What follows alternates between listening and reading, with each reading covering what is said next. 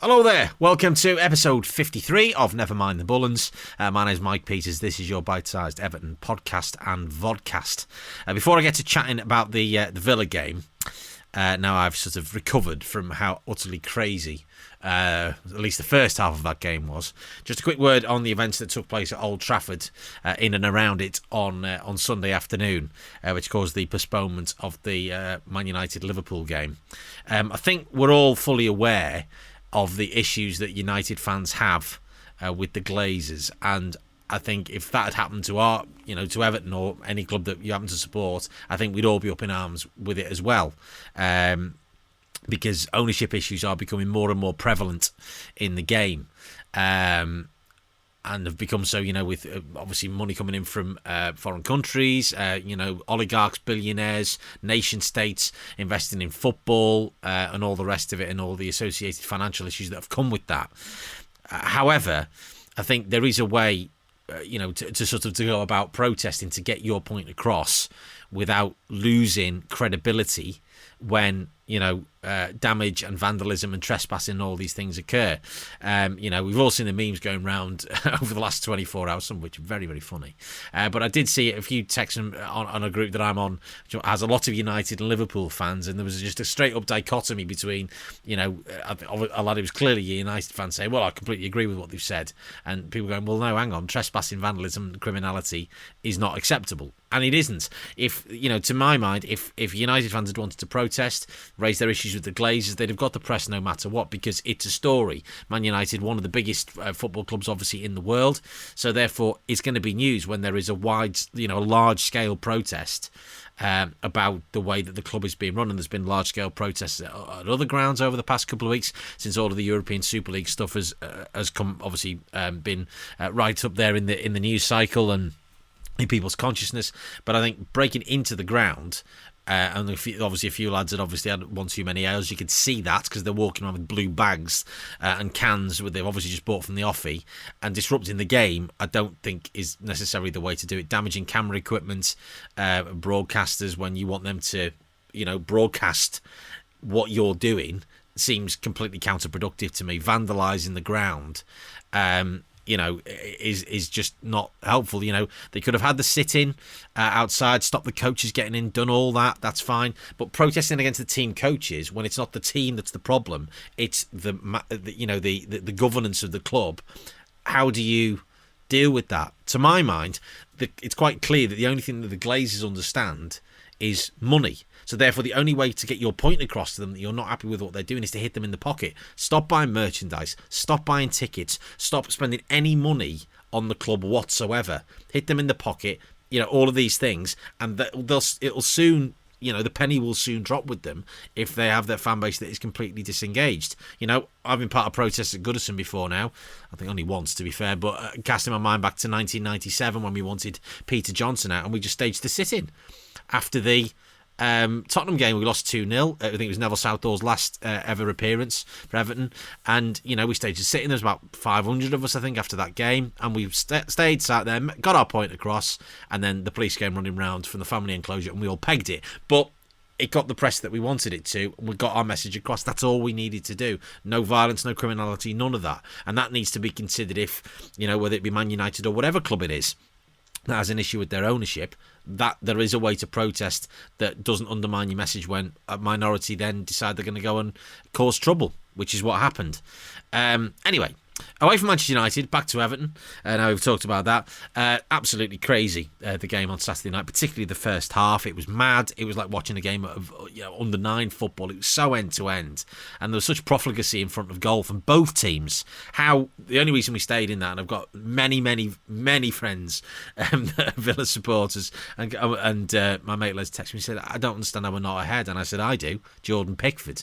He's getting himself right in form. Just a great point for England, which is terrific for ahead of the European Championships. But he did keep us in the game as best he could, but he wasn't helped by those in front of him, because I've mentioned Mason Holgate a number of times on this podcast this season.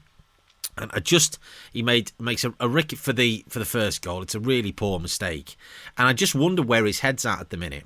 I don't think there's any question about his ability. I don't think there ever has been, but I do wonder what is going on above his shoulders at the minute, because it feels like he's trying to prove how good and how a player he is and how he should be in the first team every week. He doesn't need to do that. We know how good he is. So there's something not quite right. His performances this season have been very, very sketchy. Some weeks he's been really good. More often than not, I'm afraid to say, he's been really poor this season. Whereas last season, he was absolutely exceptional wherever he had to play, and he was moved out of position several times. But, whether he and Ben Godfrey are the long-term centre-back partnership for the club, I don't know. It just seemed a little bit chaotic back there, and I think we did miss Michael Keane as a bit calming presence, more experienced player. That'll have to be sort of tested in over the course of the next few games. Last few games of the season starts to wind down. And then obviously we moved to, we had James in the team, and then he had to pull out before the start of the game, and we ended up with Alex Iwobi. So I turned on not knowing, because of course so many people have obviously decided to boycott social media this weekend, all very admirable. It's like, well, hang on, where the hell is he? And he pulled out because of an injury, and we're got Alex Iwobi in there, which is the equivalent of replacing a space shuttle with a shuttle bus in order to get to the moon, because there was so much space in the first half, and yet again Alex Iwobi every time seems to give the ball away. He just, time to create, passes were too short, passes were too long. He can't seem to get his final ball right at any moment, and it's just, James just a huge loss. And again, the game was a huge loss, because yet again, and the contrast between our away form and our home form is absolutely maddening. It's baffling. We have our best away form since 1986-7, last time we won the league. Won 11 games away from home, 10 games away from home, and then yet at home, it's our worst average points per game total in our history. Absolutely crazy. And it's sort of like, obviously that will even itself out next season, but to an extent, I think you all accept that there's going to be a drop-off in performances when fans return. More of that in a moment. But we have to make sure that the home form picks up to such a degree that it completely overpowers any drop-off in away form that there is. We ended up missing out on winning 2 or 3 games away. We have to make sure that we're winning 6 or 7 more at home to offset that. And it's cost us this season. No question about it. We got ourselves back in the contention by that win against Arsenal to be able to have a say on who finishes in the top 4, and we've blown it again. Obviously, we've got West Ham away. That's a big game this weekend to be able to rectify that, and hopefully that obviously fans will be back in. We've got Sheffield United, which, I mean, if we can't get 3 points there, then I'm sorry, there's serious issues there. But we've got the Wolves game, obviously, which is terrific that there will be fans in the ground for that.